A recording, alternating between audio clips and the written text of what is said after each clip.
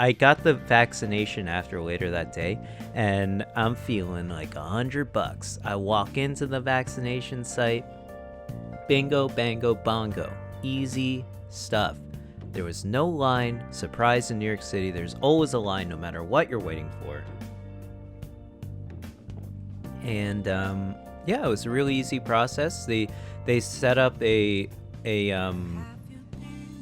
let's see. It was a retail space, I believe, in just some building in New York City, but it was unfinished, so it was just raw,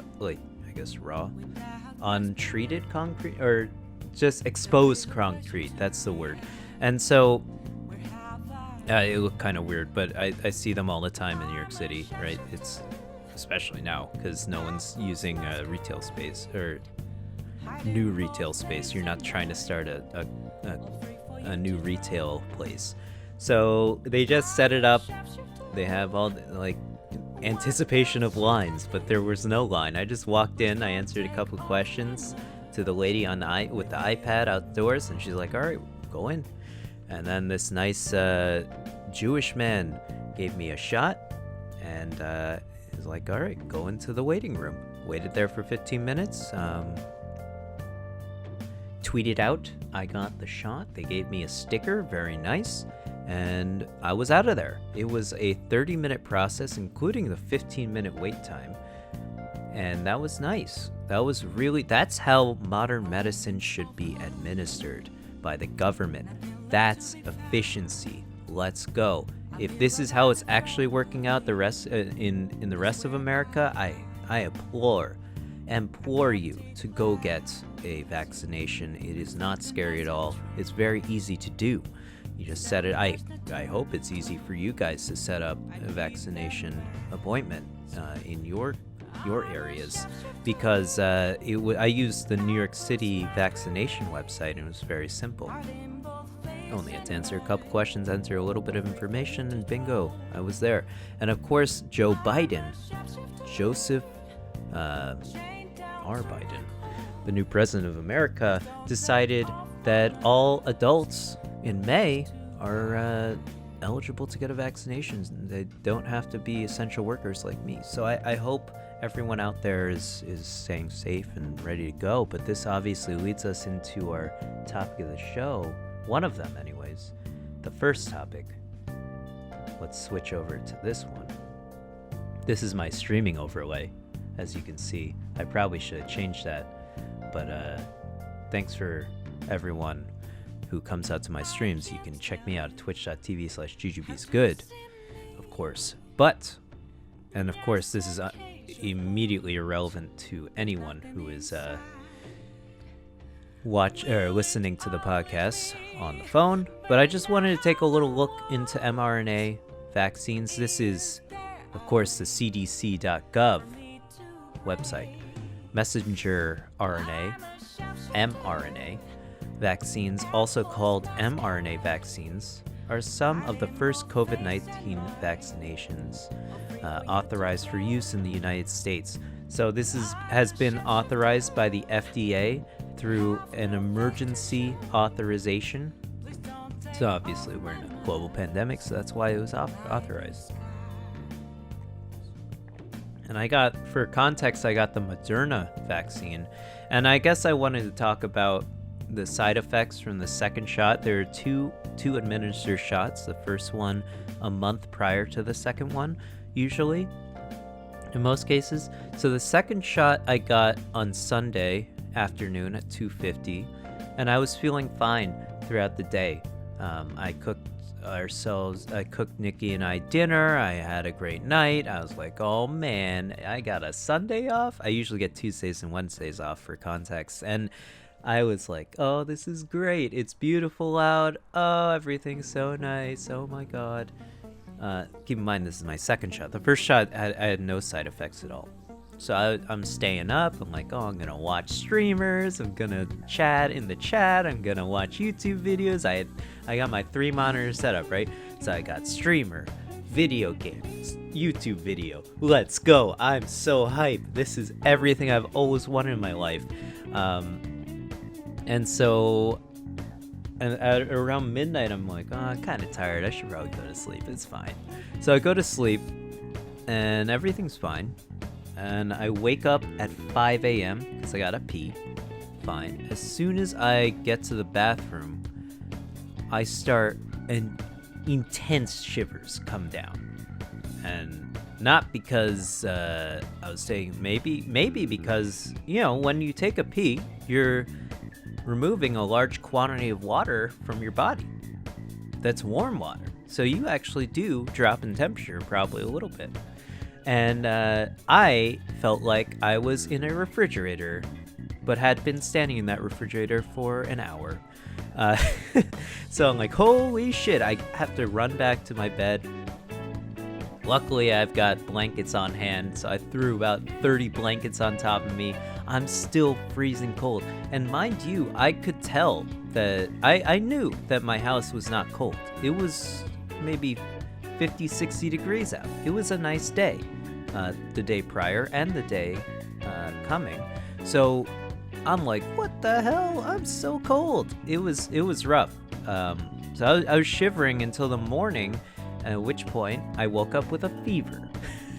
So I had a headache, I had a fever. I tried to move, everything started aching. Of course, my left arm was very sore, but that's common for the vaccine. The first shot, it was the same way. My left arm was sore, sure. But that's it. So I was essentially very cold and very hot at the same time. And achy all over, very sore all over, as if I had just worked out at the gym, but not that sort of sore, like a flu type soreness. And that's not a fun soreness, I'll tell you that much. So the next thing I did was move to the couch. I'm like, I'll play video games all day. I can do that. I couldn't even muster up enough strength to do that. So I just laid down on the couch for 3 hours and tried to go to sleep. I couldn't sleep though, mostly because the cats were bothering me, but I couldn't sleep at all. And I'll tell you, it was kind of miserable. It was miserable for an entire day. By the time I had a fever for the majority of the day, I was cold. The shivers went away by the midday, and then when I finally went to sleep that night and woke up the next morning, I felt fine. So it's a day of being absolutely miserable. Keep in mind, I got the Moderna vaccine. I do hear the Pfizer vaccine is a little bit less intense in terms of the amount of cases that have side effects there are.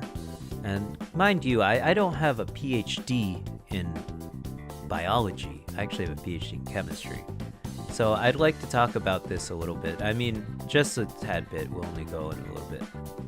So keep in mind, this is an emergency authorization of this vaccine. So there isn't actually any long-term data. Of course, mRNA vaccines have been studied for decades. They've been studied for a long time because it's just a different form of vaccine. Usually a vaccine, the way it works, I'm sure you guys know, is they inject you with a small amount, weakened or activated germ into your body, and your body just slowly builds up an immune response to that. It's basically trained to have an immune response to this the next time that comes into your body, and then you're immune from that for the rest of your life, ideally, usually. But when it comes to flus, the flu vaccine there's different strains of the flu all the time, every year, so that's why you get a shot every year. But for something like measles, mumps, and rubella, MMR, you only need to get that once, or I believe it's a 2-dose shot, perhaps, I don't know, and I can't remember. I got it so long ago, because that's how vaccines work. That's how they should work. Polio wasn't a thing ever, except I believe there was one case recently and it came back or something. We got rid of that because of modern medicine. So the way mRNA vaccines work is they essentially, according to CDC here, is they teach our cells how to make a protein, or even just a piece of the protein, that triggers the immune response. So they're injecting mRNA, which is the messenger RNA, which is the part of the molecule that goes onto your DNA and basically replicates part of your DNA in order to, as far as I remember from my biology classes, it replicates part of your DNA in order to make proteins, right? The mRNA is your DNA contains a whole bunch of information onto how to make proteins, essentially. That's what DNA does. It's all your genetic information. But mRNA latches onto that, replicates part of it. But because this is mRNA that you don't have, it's essentially telling your body to do something it's not used to doing. Or it didn't have the ability to do before. So it didn't have the ability to make this protein. But this protein happens to be part of I believe the virus, if I'm not mistaken. So the way it works is it triggers that response in your body to make a protein, which is essentially making this virus inside your body, and then your body is smart enough, your immune cells are smart enough to destroy that protein. Okay, so here's how it is. The spike protein. The spike protein is found on the surface of the virus that causes COVID-19. So it's part of the COVID-19 virus. So this is a pretty cool thing. Again, there's no long-term data, so it's not necessarily 100% set in stone that this vaccine will be 100% efficient forever. However, it has shown the Moderna and the Pfizer vaccines have shown, I believe, upwards of 95% efficiency in all trials that they had for COVID-19 trials. And so it's better than nothing, and I highly implore you guys to go get your vaccination as soon as possible. Even if this doesn't last forever, right? Let's say it lasts for 6 months. I don't think we even have that data yet, but I think we're close to it. So even if it lasts for 6 months, if everyone gets it, then that's 6 months of no COVID-19 related problems, and that's worth it. That's worth it on its own, I say. And then that means that maybe we'll end up building up immunity, and it could end up getting rid of it anyways. So that's cool. So I highly suggest that you get this vaccine. Don't be afraid. Don't listen to these fucking right-wing media people who are trying to question this vaccine. This is science, guys. This is it. There's a reason why it was authorized. There's an emergency going on. We need to take care of this, and if it means just being sick for one day on purpose, then you should go do it. Next up, I wanted to talk about